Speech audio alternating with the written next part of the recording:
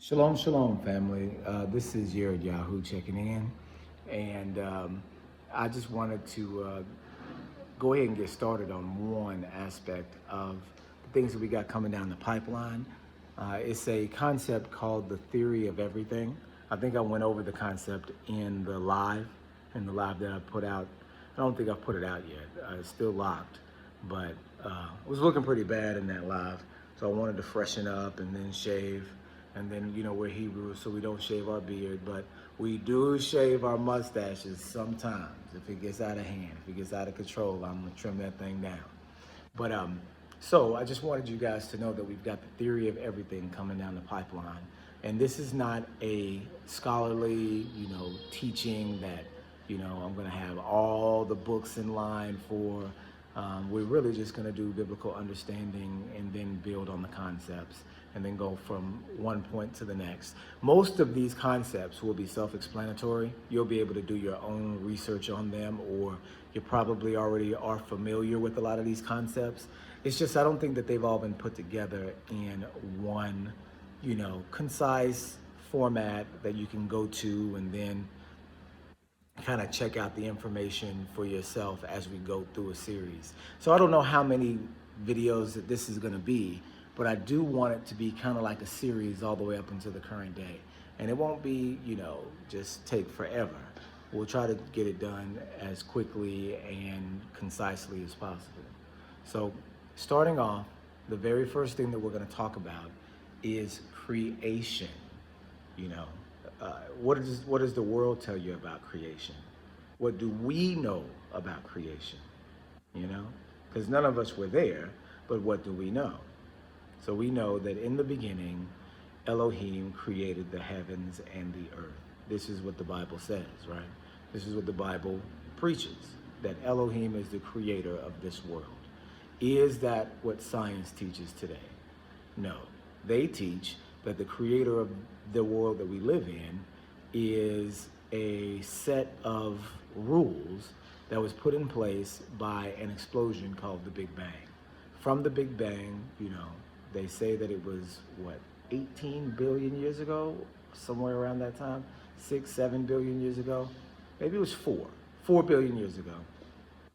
The Big Bang happened. And so what is the Big Bang? So let's start there. What is the scientific explanation for the Big Bang? This is the theory of everything, video 1. So the scientific explanation for the Big Bang, as I was told, and please post in the comments if I'm wrong about this science stuff. But again, it's a religion, and so the aspects of this religion, are rendered as mythology. So the scientific mythology of the beginning of the world is that all the things that we can see that exist today, all atoms, all matter, all laws of the universe, everything that we know of today was packed down into a tiny ball of condensed energy, matter, time, space. And from what I was told, the ball was packed all the way tight until it reached the point of explosion. They're saying that the ball was packed tight as a basketball, that everything that you see out around you was packed into the space of a basketball. Again, this is science. They're saying that all the particles, with the spaces between the particles, were condensed to a point that they were so packed tight that they exploded. But before they exploded, they were packed tight into a shape and a structure around the size of a basketball. Then this structure became unstable and exploded, and this is what is known as the Big Bang, right? From this explosion, you have gravity, you have the electromagnetic force, you have the weak and strong force of the atom. You have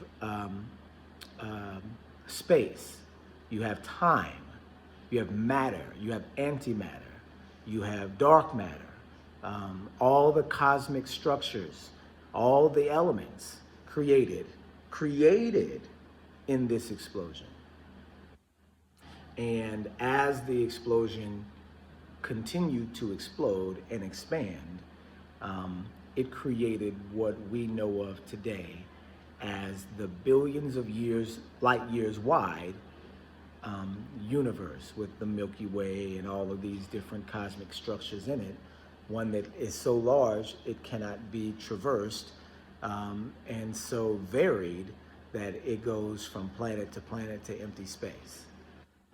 That is the mythology that the scientific community pushes now. That mythology we reject. And it's quite simple to see why.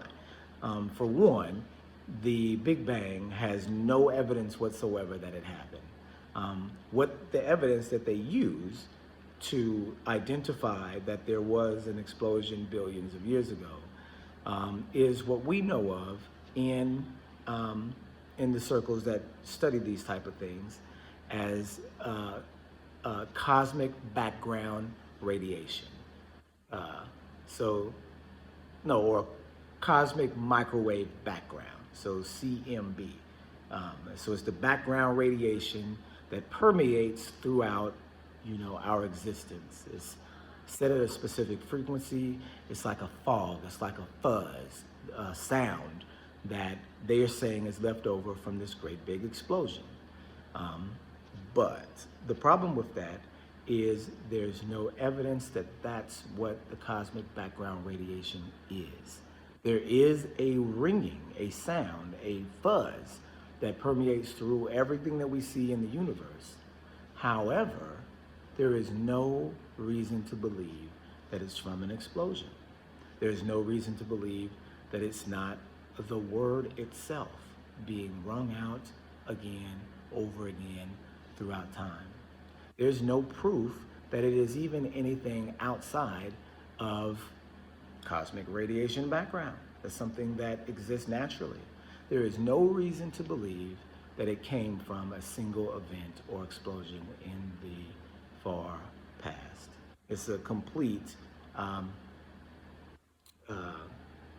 estimation, and a wild one, because there are plenty of other explanations for it. I mean, even the cosmic items themselves giving off this sound, right? It's very possible, So that's one. Two, the story on itself is religious in nature, right? So you have a scientific community that puts forth these theories, but the theories in turn look religious. So here's the crazy part. So we have the Big Bang event, right, where everything is created in the universe. So what happened before the Big Bang? You have all, like we talked about before, all the material of the universe packed into a basketball-sized object. What's the name of that basketball-sized object? Well, science calls it a singularity. They call it the singularity, the one.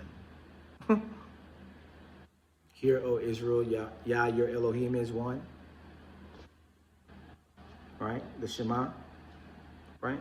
So they're not making up concepts here. They're just regurgitating them. They're just changing them to fit their purposes. Because we know Elohim is one, and he's always been known as one.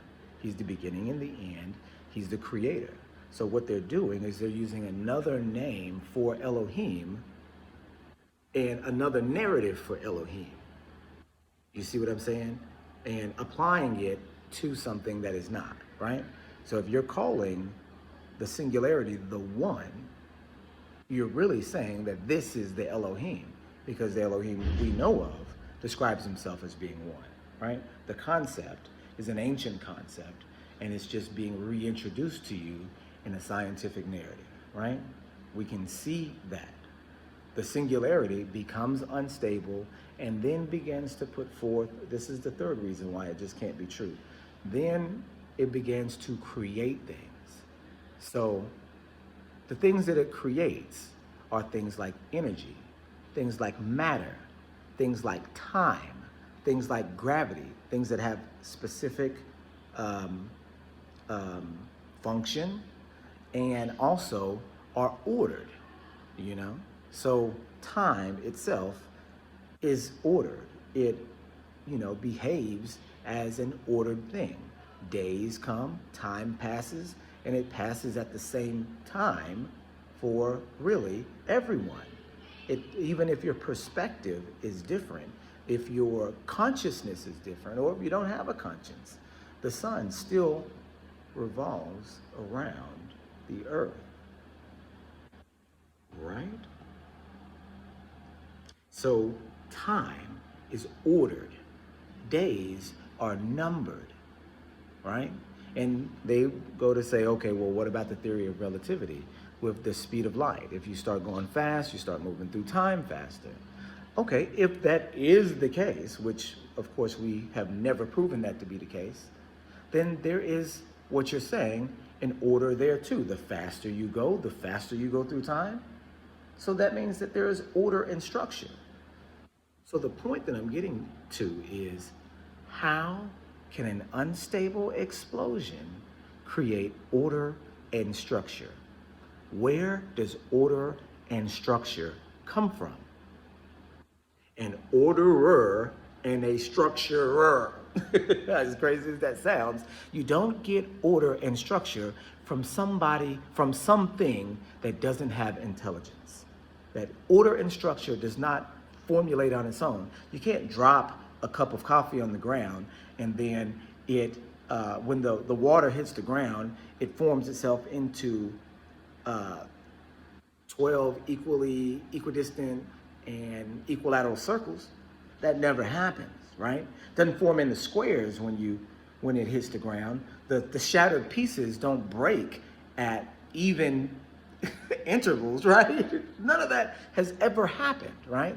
No order comes from a chaotic event. You don't have an explosion or a rocket blast and you have the rubble or the shrapnel from it come out the same size, right? Or equally distant apart. It just doesn't happen.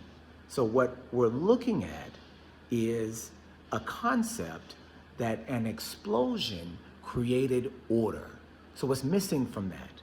What's missing is the intentionality behind the order, because order always necessitates intentionality.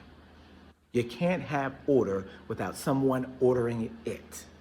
So because we see order in the universe, because we see order in the world, that means 100% specifically that someone greater than us ordered it. And there's no way around that. There is no logical way around, there's no scientific way around, there's no spiritual way around it. Someone ordered the order that we see in the universe. Someone made the things spin around each other. Someone made the sun in its cycle. Someone made the moon in its cycle. Someone made it. Someone who is greater than us, because it's ordered. Order does not show up unless it is ordered, unless it is ordered by an intelligence. So here we are, the theory of everything.